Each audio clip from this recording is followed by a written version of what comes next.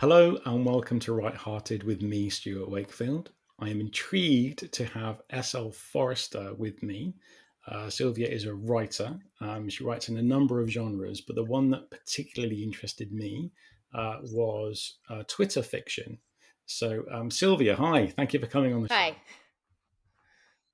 Hi. So, can you tell me in 280 characters or less how you started writing? I'm not going to count my characters as I talk, but Okay.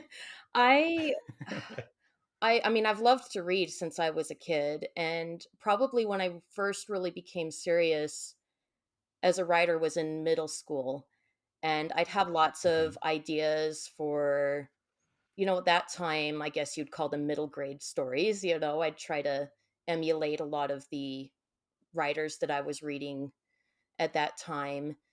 And then I quickly branched out into, The Lord of the Rings and Les Miserables and, a lot of heftier stuff. But Yeah. um, I wrote a few short stories in high school, tried a little bit of playwriting.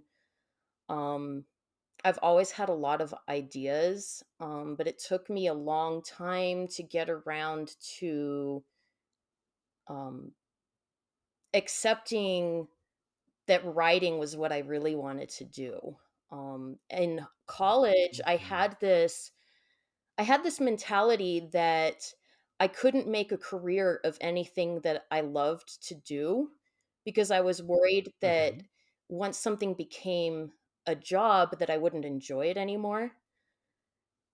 I don't know, that it was kind of Yeah. a strange time.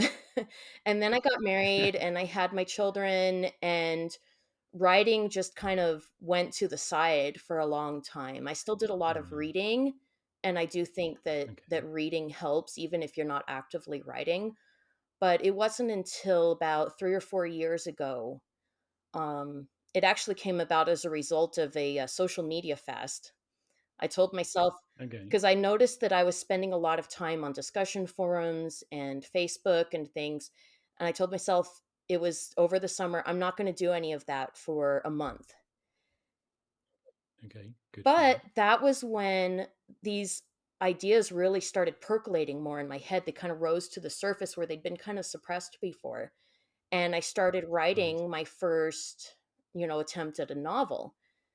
And I probably got about 50 pages in on a Google document. I Okay. didn't count the words, but it felt really good to be doing that. And then I started a new job. It all kind of went to the wayside again, But then in near the end of October 2018, I learned about NaNoWriMo. And kind of on a Yes. whim, I decided, like just a couple of days before it started, that I was going to do this. Yeah. And I had a dream recently, and I won't go into the details Okay. on that, but that became my inspiration for this novel that I decided I was going to write in the month of November. And Okay. I pantsed it all, and it was a mess. You know, no They one will always ever are. read it. But I got to Okay. the end. Great. It was my first time ever writing a novel draft from beginning to end. And it was right around Yeah. 50,000 words. I really struggled. Actually, I think it was under 50,000 words. I had to get the rest of my word count. I had to start my rewrite. But Okay. I've always been kind of a brevity writer. Um, Okay. write what needs to be written. You know, in high school, I'd write essays that were like 2 or 3 pages long, and my friends had essays that were 5, 6 pages long, and I always wondered, like, how are they writing so much? Because my Yeah. essays were so short, and they must have ticked all the boxes because Okay. I always got good scores. But anyway, I wrote that first draft, and that's what really got me excited about writing and got me into the habit of writing every day. And I haven't stopped Okay. since. I've been writing something every day, even if it's just my Twitter fiction. I always write something every day. And that's been going on for a couple of years now. That's And It Yeah. feels good. That's amazing, and it's interesting to know that kind of NaNoWriMo was your kind of tipping point Yeah. in, and you're not the first person I've spoken to that has done that. So how did you kind of migrate from novel, trying the novel to getting to the Twitter Twitter. fiction? Um, I was on um, a Facebook group for writers, and somebody in, brought up this Write Tober challenge. Okay. And it's kind of based on if you've heard of Inktober, where everyone, Yes. you the idea is you draw a picture every day in the month of October. A couple of Yeah. people, I know there's at least two different lists, but I discovered this Write Tober challenge, and I just kind of decided I was going to go for it. And the challenge is Okay. you're given a word each day, and the challenge is to write a story based on that word in 50 words or less. And so, yeah, Okay. I wrote the first couple of stories just, on my own for fun. And then I thought, I bet I could post these on Twitter. And I started my Twitter account specifically for sharing these stories with the intention of continuing it past October. I thought, I'm going to do this. I'm going to write a story every day on Twitter for however long, I managed Right. to do it. And that was last October, and I've been doing it, well, until now. And I'll say I haven't completely met the everyday part of it. There have been some days I've missed because of Okay. one reason or another, but I counted just the other day because I was curious, like, how many stories have I actually written? And I went back through my profile and, painstakingly counted every story. And I bet. I had to sift out the other posts that I'd made that weren't actually stories, but it was around 220 stories that I've written since I began my Twitter account. And, you know, on a day to day basis, it can be hard. Writing microfiction, Well, yeah. I mean, it's not always easy. It was easy at first. Like, I was just having a blast with it, and like the ideas were Right. coming, and like, I just felt really inspired. But after writing that many stories, I'm like, I'm some days I feel like I'm kind of losing inspiration. I have to really think Okay. about it. Um, but I don't see myself quitting anytime soon. I'm going to keep plugging through, and hopefully some good stories come out of that, even if a few of them aren't so great. I figure, it's a quantity over Well, quality I mean, thing, but yeah. Well, I mean, I've been reading, through some of your Twitter collections on your site, and I mean, there's some great ones that are, they're really funny. There's one about the dog that becomes a president. There's one about, somebody who's a thrill seeker, and the way they do that is they sit under a tree without their EpiPen and kind of challenge the bees. But there is a beautiful one that I found very emotional about somebody walking around a graveyard looking at old gravestones and wondering if somebody was looking at their family's gravestones because they were far away. Um, and it's interesting to see in your writing, you're getting through the whole spectrum. But okay, so you start writing novels and then you start doing sort of Twitter fiction.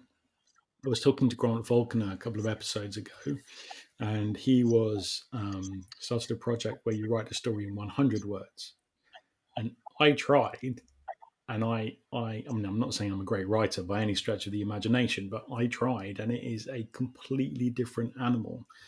If you compare Twitter fiction to, say, your first novel, what kind of disciplines or how differently do you come at that way of writing? yeah, I mean, I'm a pantser by nature, whatever I'm writing. And Okay. so I think that does lend well to shorter fiction because, I mean, I can't imagine like creating an outline for a microfiction. Like, there just wouldn't be a point. No. But Yeah. I'll start with some kind of inspiration. Sometimes it's a what if, sometimes it's a prompt word, I'll go to a random word generator if I'm really struggling, and pick a Okay. word and see what I can come up with. But oftentimes I'll just start writing, and most of my stories, the first time I write them, they're like many characters too long. But I don't worry Okay. about that the first time. I just write it, and then afterwards I have to go through, and the thing about microfiction is you have to be really selective about which words you keep, and choosing the best Okay. words to convey what you're trying to say. The other thing is I rely a lot on context, on implied Okay. context, which sometimes can Yeah. go wrong. It's it's not always easy, as a reader. I mean, readers can't read your mind, so sometimes Right. I think I've got the context right, like easy to figure out. Um, Yeah. but that's not necessarily the case, because my experience isn't somebody else's experience, and my pool of Mhm. general knowledge isn't the same as someone else's. But Yeah. every story has a beginning, a middle, and an end, just Yes. like a novel. It's very condensed, and oftentimes, like I said, the beginning is more implied than explicit, and the end it can even be more implied. Um, but what we're really focusing on is the meat in the middle. And I love Yeah. middles of stories. I will tell you, the few Okay. novel drafts I've written.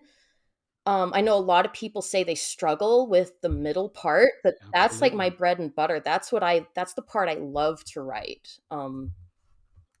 Okay. But Why? Why? It's, I mean, for all those people out there who are struggling with their middles, the muddy middle, what is it about the middle that kind of, floats your boat? And what do you think, or what advice would you give for somebody who's struggling with the middle? well, I just think it's fun. I have fun with Okay. it. Again, like I said, I'm a pantser, and like that's where I get to play.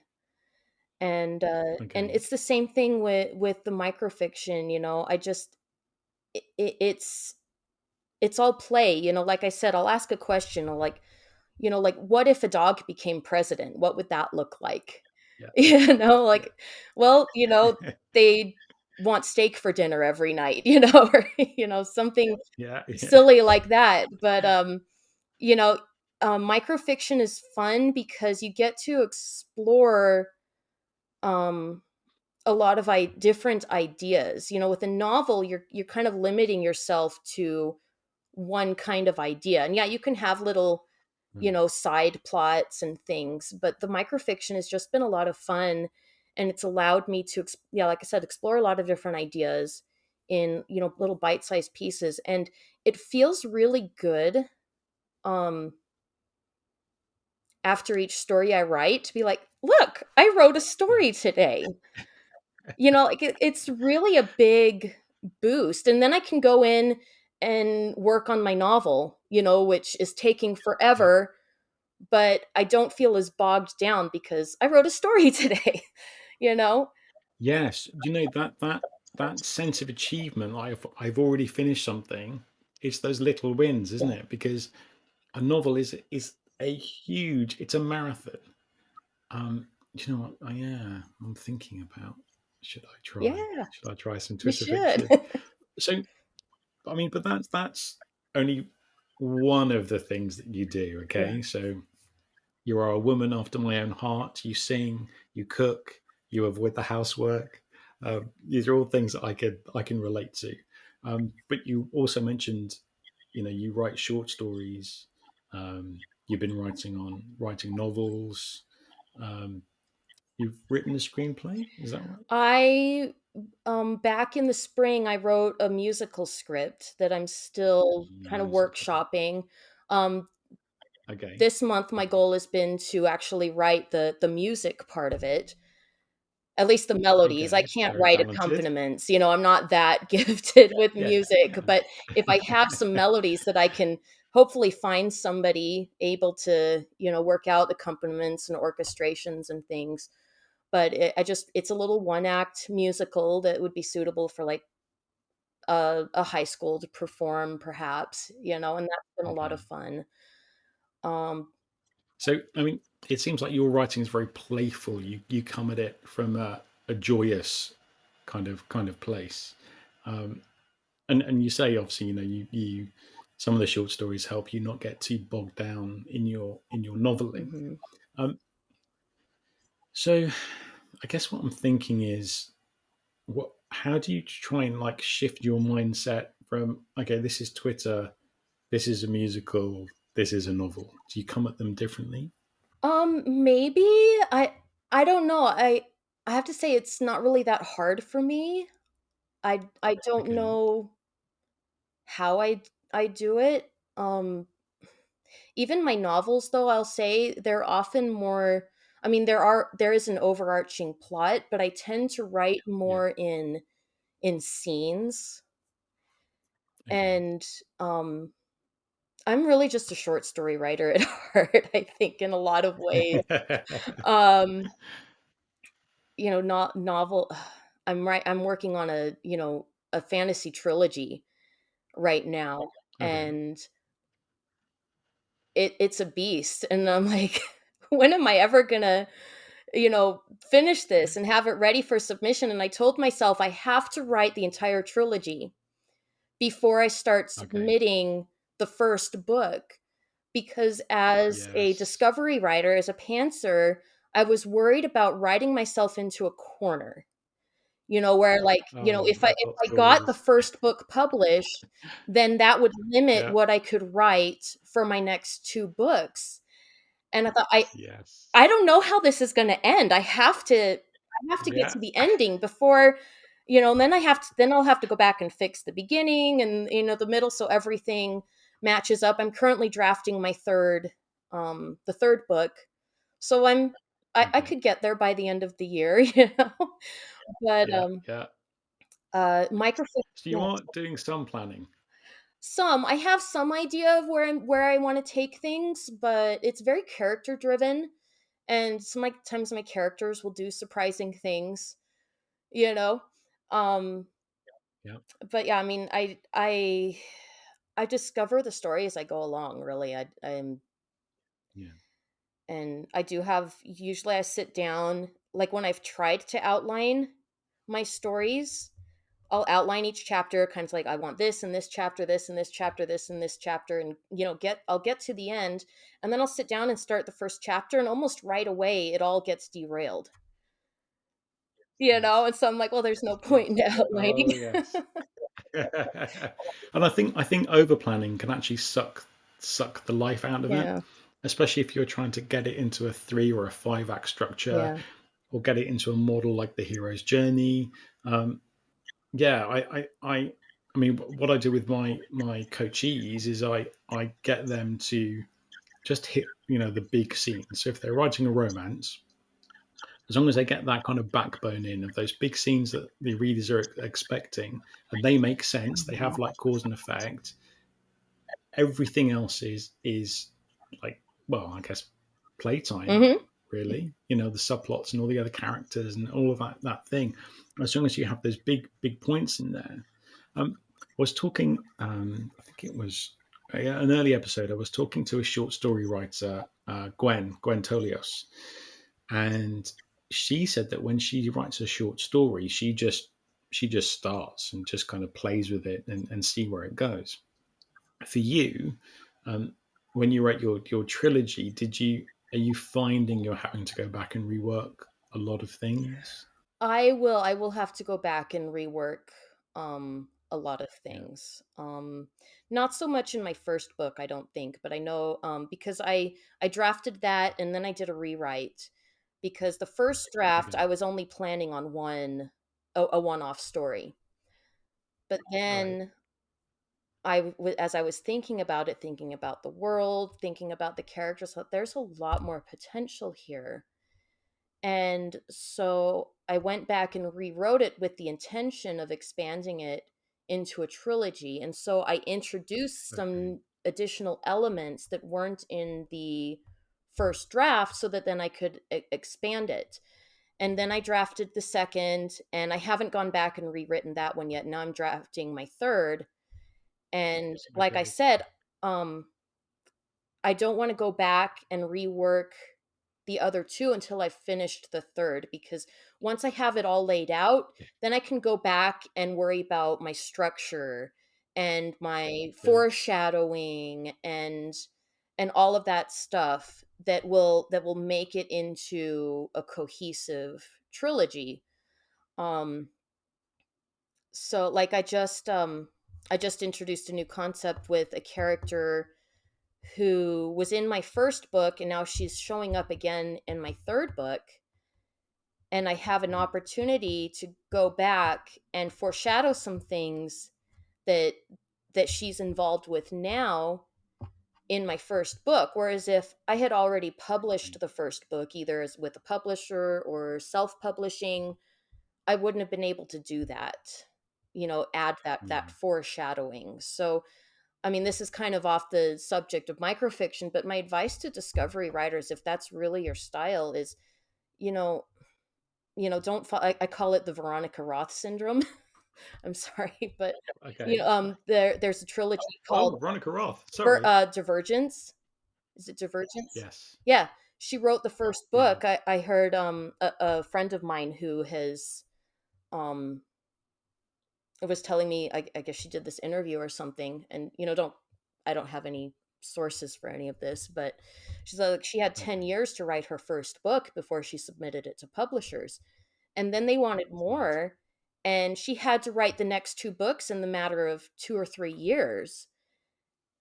Right. And and I didn't want that to happen in my case. I'm like, I'm Okay. not going to take 5 years to write my first novel and then have to hurry up and, write more books. And, so I thought I'm going to do this right. I'm going to write all three of Yeah. them Yeah. together, and then I'll start querying the first book, Yeah. once I know where Today, everything's going. I'm okay because I'm laughing and I'm kind of crying inside. Let me tell you a story. Okay. So my first book I wrote in NaNoWriMo. Okay. And then I took 7 months to edit it, and it was a standalone romance set in the Orkney Islands, sort of north of Scotland, and it had all kind of Scottish folklore woven into it. Okay, um, it got longlisted for an award. It sold thousands and thousands of copies. Right, so I was done. Okay, and I was moving on to my what I was going to write next. So I because it was doing well, BBC Radio asked to interview me, and I was driving. Um, I actually pulled up in a car park and did the interview over my phone. Anyway, as I was driving, I was thinking about the characters, where things could go. So by the time I pulled up and had this conversation, they said to me, "And what are you writing next?" And without thinking, I just said the sequel. Right. So a year, 2 years later, the sequel comes out, and by that point, I thought, okay, well, this will be a trilogy because nobody just writes two books. So the second book ends on this huge cliffhanger, right? I mean, and that was 9 years ago, and I still have no idea what to put in the third book. So to anyone who's listening, who's thinking about doing a trilogy, either do what Sylvia's doing and writing all of them before the first one goes out, or at least have some kind of game plan. Because I have now got to the point where I am rewriting the first book. A, because, with the benefit of hindsight, I realized it's not a very well written book. But yeah, as you say, to foreshadow and make sure you're starting in the right place. I mean, it's just a nightmare. So I'm so pleased that you're doing what you're doing. Please don't make the same mistake I did. It's horrific. All right. So yeah, and I it's like an albatross. I've probably written 8 or 9 other novels, and I won't publish them because I feel I owe it to people to write this third book first. Everything else is just an excuse. Okay, so okay, that's really interesting, and I think that's a life lesson Yeah. for us all. Um, so tell me more about the musical because I mean, obviously, you sing. Yeah. Um, so how did that come about? Was that an extension of your playfulness, or how did that come?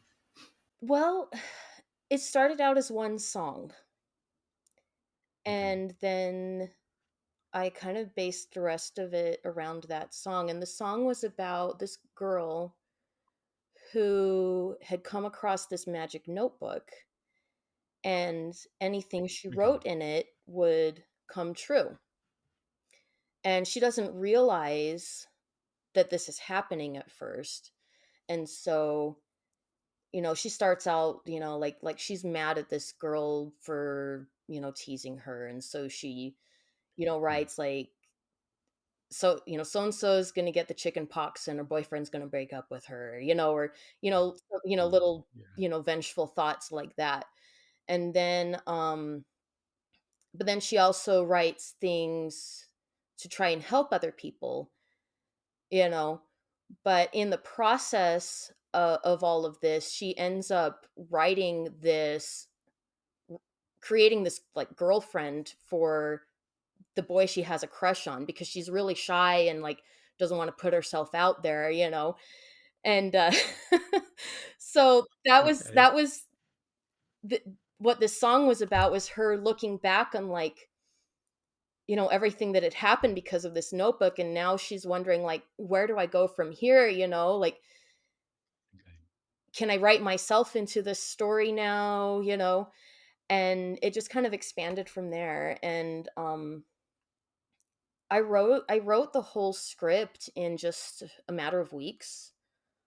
um okay. I don't know, I just felt really inspired. Once in a while, have these big inspirations and it just flows out. um I've sent it to a couple of beta readers. They haven't got back to me yet, but Okay. I just I've always loved musical theater. I've always loved the theater. Like I said, I dabbled in Yeah. a bit of playwriting as a teenager. It's always something. I enjoyed listening to your podcast on playwriting. I don't remember who the writer Oh, was. with Anita Carla Kelly. Yes, I Yeah. enjoyed that. And when you and her talked about um the the difference between live acting versus watching something on a screen, like that really resonated with me. And Yeah. I totally get that. Like there's Yeah. definitely a different dynamic when you're so close to the actors. Even if you're sitting up in the mezzanine, you're Yes. still, I mean, you're in the same room Yeah. with these actors and actresses, and it can be a very powerful experience. Yeah. I rarely. There is this kind of Yeah. yeah. There's this kind of mercurial energy in the room, Yeah. and yeah, I think I mentioned I was watching Feston and wanted to get up out Yeah. of my seat when this guy was being attacked. And I also remember there's a play called Beautiful Thing. It got made into a film. It's about two boys who live in a council estate. I guess in the US you'd call that the projects. So two young teenage boys, and they fall in love. And during the play, one of them, the stage play, yeah, one of them hits their head, and they start to bleed. And I was in the front row, Oh, and I wanted to kind of reach out and like help this actor because his blood was, well, fake blood was trickling off the edge of the stage. And on another night his blood might not have trickled over the edge of the stage, but and also you get that amazing energy from the audience. So a Friday night audience is very different to a Saturday audience. I mean, obviously you'll know this. yeah. Friday night audiences, it's being the end of a long week, and they kind of sit there with their arms crossed, saying, "Okay, like entertain me." A Saturday night audience, they've had a few drinks, they haven't been at work that day, they're often a lot more engaged. So your experiences of being in the theatre, I'm assuming they sort of came with you to writing your musicals. Do you think your brevity helps you write, say, song lyrics, for example? Yes, um, I think it does make things easier because I have an idea and I just wanna convey Hmm. that one idea, Right. you know? Microfiction, it's the same thing. I've always thought of microfiction as kind of poetic in its own way.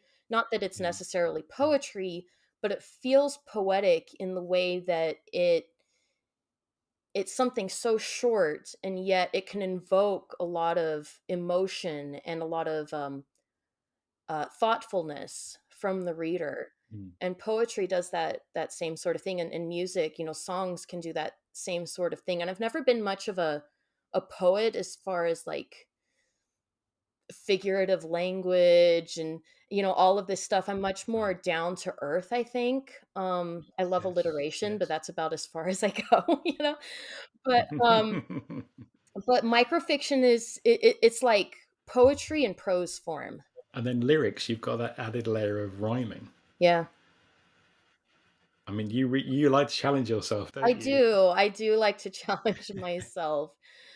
Um, I'll say, my lyrics often tend to be kind of short too, though. Like Okay. I've timed a few of these songs that I wrote, like for this musical, for instance, and they may only be like 1 or 2 minutes long. I'm like, man, I've got to make these Okay. longer, Okay. and but I mean, part of me is like, well, if the message is there, isn't that really what matters? You know? Yes, Um, absolutely. so I go back and forth. I'm like, should I try to make this song longer or should I keep it as it is? And I do have some longer Yeah. songs too, but that is the other thing I did in high school. I did write several songs and I was very shy at the time, so I would like never perform them for anybody until one time I did perform this song that I wrote at a music camp I was attending, and I just sang it a cappella. Like I Okay. said, I can't Right. write accompaniments for any of my stuff. That's kind of where Okay. I'm limited. I can't like I know there's artists out there who will write their own songs and perform them on YouTube and stuff. I'm like I'm not there. But I sang this song um at camp. We had like this talent night. And afterwards, a couple of different people came up to him like, "Wow, that song was so powerful, and like, who wrote that?" And I'm like, "Actually, I did," and I was kind of embarrassed, like, Yeah. I did. But I mean, it felt good to Yeah. know that I could reach out to people like that I could touch people like that. Mm. And I hope that comes across. Like I've said many times, in all of my writing, I want the overarching message to be love and humanity. Okay. And I can write very hopeful things. I can also write some pretty dark things. My husband says I'm really dark when I write, and I'm like, I don't see that, like because yeah, Okay. there's dark things happening in my stories, but I always see the love. I always see the hope. And Right. and Yeah. I try to bring a lot of whimsy into my stories and just a lot of heart. And Hmm. even in the most, I think that's why I like, there's been some series I've read, like a series of unfortunate events by Lemony Snicket. I don't know if you're familiar with those books. Yes. They're pretty Yes. grim. The things Yeah. that happen to these siblings, these orphans. And yet throughout that series, I just had this sense of hope and how amazing it was that no matter what happened to them, these siblings were in it together and they were there for each Yeah. other. And it's that kind of thing that I'm trying to create. Yeah, the world is Yeah. grim. Yeah, bad, terrible things happen, but we can band together. We can be there for each other. And it's all about love. And Yeah. yeah, I hope that comes across in my writing because if it doesn't, then I feel like I've failed. So, Yeah. Well, there's certainly the love of steak in your story about the president yeah. dog. sometimes they're Have just you? jokes, but there's Yeah, nothing yeah, deeper in them. But yeah. So the okay, so like okay, let's talk about the teenage playwright. Okay, okay. so most teens, they're full of anguish and hormones and wanting this, that, and the other, and pushing against their parents' influence, and thinking they're right. How interestingly, obviously, you were talking about the big themes in your writing, or the love. Tell me about the plays you wrote. What were those kind of Oh, themes? you say plays as if I wrote more than one. Well, okay, right, okay. No, I So it was I had a lot of ideas, and I'd write a little bit here and there, but I say okay. I really struggled to finish Yeah. anything. And I think that's Okay. part of the curse of being a discovery writer too, is sometimes it's easy to start something Right. and then feel a little bogged Yeah. down and not finish it. But one of the Yeah. things that I did write, it was very short. Like I said, I'm not, Okay. I'm brief with my writing. But it was about a young man returning from some war, and maybe it was World Okay. War II, maybe it was Vietnam, I don't know. I was young, I didn't actually really know a whole lot about war. It was just Okay. I had this Yeah. idea in my head, and I wrote this little play. It was just 2 or 3 scenes, I never really got Okay. much more into expanding it beyond that, but I soon realized I don't really know that much about this topic. Like, maybe this isn't Right. really something I'm ready to pursue, so it just Hmm. kind of got put away. But I did try to capture a lot of emotion in that. And Yeah. you know, uh, it's funny because when I was a teenager, I thought I was really mature. I was Okay. wise for my years, and Well, that sort of evidently, thing. And now as I've gotten older, it's one of those things where they say, the more you learn, the more you realize you don't know, kind of thing. And yes. Yes. so but that was interesting. And another thing I did this as a young adult, not as a teenager, but I started writing another musical, um and that one didn't get very far either. But Is it because you yeah, love the middle? You I don't kind of do. want to get to the end. I don't want to get to the end, then it's over. Then I can't play anymore. I'm having too much fun in the middle. So So yeah. If Sylvia now, so with everything if you were back to being teen Sylvia, what do you think your play might have been about? well, if I had actually written something that I was familiar with, probably would have been Hmm. pretty boring because I didn't have a very Okay. exciting life. I don't Okay. like writing about myself. I Okay. I think part of the appeal of writing for me is putting myself in someone else's shoes.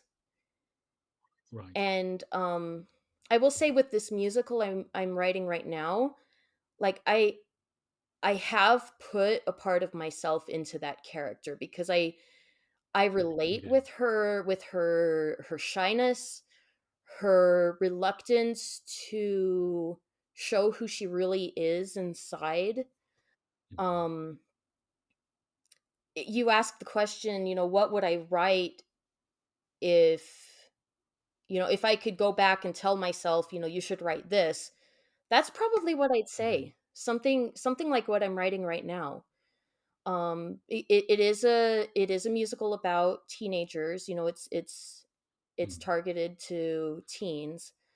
But I Mhm. did go back and I kind of thought about, like, how was I feeling as a teen? What was I going through? And a lot of the experiences and things that she's going through are not what I went through. But I do have Mhm. that basis of kind of her personality is a lot like mine. Yeah. She's an aspiring writer. She has some struggles with, like, social anxiety. And it's funny because I have, like, no social anxiety now, but I did then, Okay. you know? Um, and kind of her journey, from, being that kind of that wallflower, that, you know, trying to think of good metaphor. I don't know. I'm not good with metaphors, but how it by the Because end, you haven't got room for yeah, metaphors. by the end of the story, she's realized that no one else is going to write her life for her. She has to write Mm, her own life. She has to write her own story. And so it helps her to open up, be a little more, proactive about going for the things that she wants in life. And yeah. and that's kind of what happened. That was kind of my experience too. I realized at some point, like, I was too shy to sing in front of people, and I thought, I've got a good voice. I've got these songs that I want to Yeah. share. No one else is going to put me out there. I have to do that myself, and I did. And once I Yeah. finally did that, like, I never looked back. And I love to perform now. I love to share my music and my passion, but I had to get over that hump. And Yeah. Yeah. I'm not saying it's going to be that easy Which for did you everybody, but share? sorry.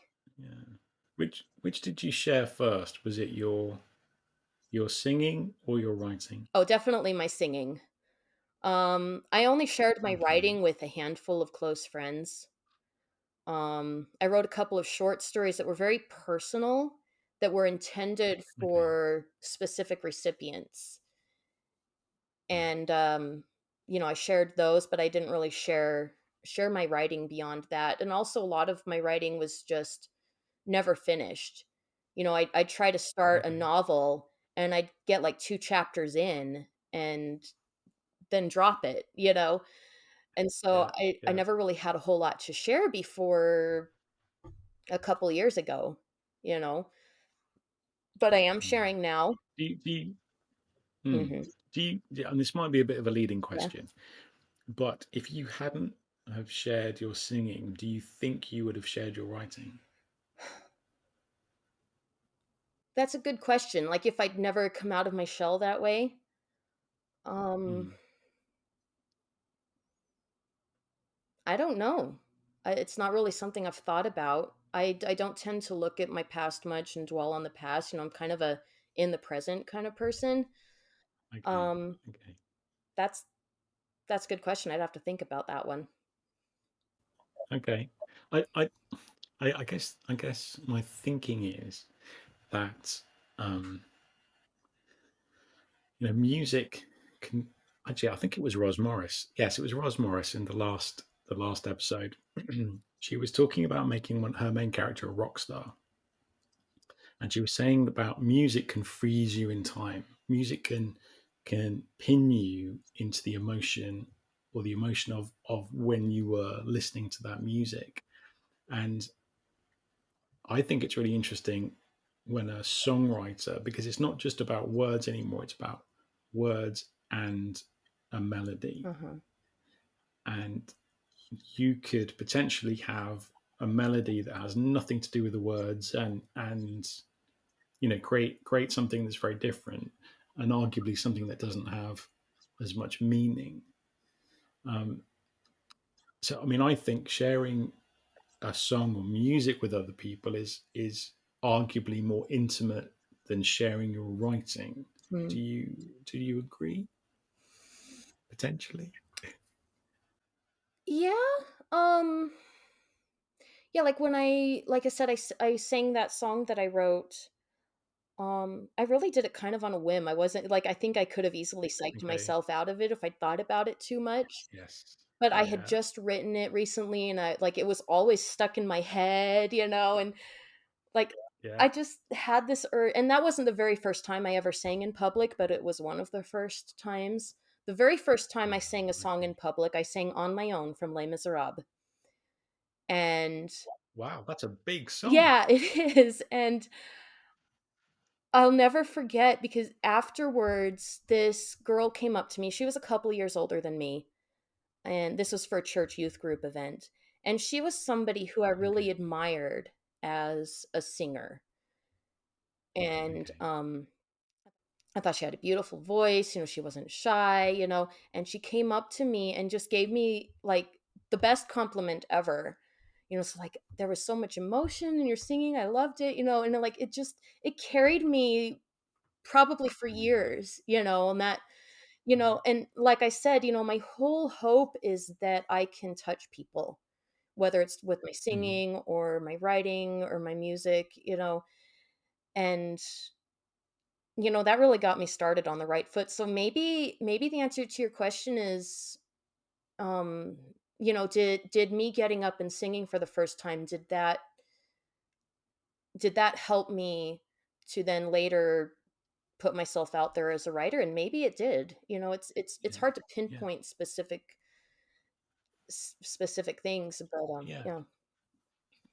Yeah. I just, I think I find writers fascinating, right? Writers of from all different disciplines, because it's one thing to start writing, even if nobody else ever sees it. Mhm. Okay, so your first NaNoWriMo novel, I have loads of stuff that people will Yeah, never never, see. never, never. Um, right. So it's that making that commitment to sit down and write, because it takes a long time. It might take someone 5 or 6 hours to read your novel.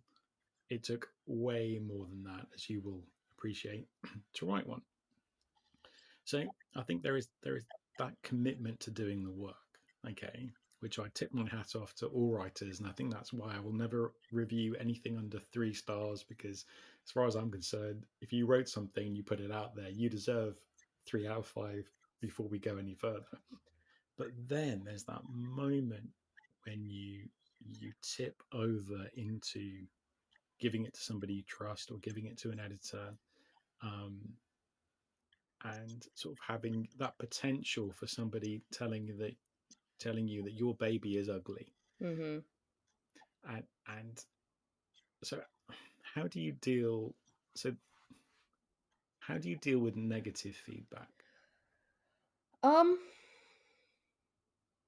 I appreciate constructive criticism. I Yeah. appreciate honest reactions from people. Okay. I don't want people to sugarcoat how they feel about what I've written. Yes. I want Yeah. sensitivity readers. I want people to be honest with me about Yeah. um what my work does, because before I put something out there, I want to know that I'm doing it right. Yes. I want to know that my intention is coming forward. You know, Yes. um, Yes. so I want criticism. If people are like, that this part offended me, or I can't believe you wrote this, and I think I'm pretty good. I've developed I don't want to say a tough skin, but I've developed a Hmm. pliable skin, let's say, Okay. where, Yeah, I I like can that. take that criticism. And first of all, I have to look at who's giving it, because Yeah. they might be giving it from a place of, uh, uh, from a place that's very personal to them. Maybe they're Yes. triggered by something I've written. I had no way of Hmm. knowing that something in their past would resurface from reading what I've written. Right. And I Yeah. want to honor that. I don't ever want to tell somebody, well, you're wrong to feel this way, or that sort of thing. Yeah. Everybody has their own experiences. But then I look at who's Mm. giving the input, who's giving the criticism, and then I can look at it and say, like, okay, is this, first of all, every reaction is valid, right? But then I think, well, Yes. is Absolutely. maybe this is the kind of reaction that is necessary in this part of my story. But then I look at, well, okay, they're having this reaction, but how can I make it all right by the end of the story? Yeah. Or maybe it is something that I just need to scrap, or whatever it is. Um, but I do appreciate honesty from people, especially when Yeah. it comes to their personal reactions to what I've written.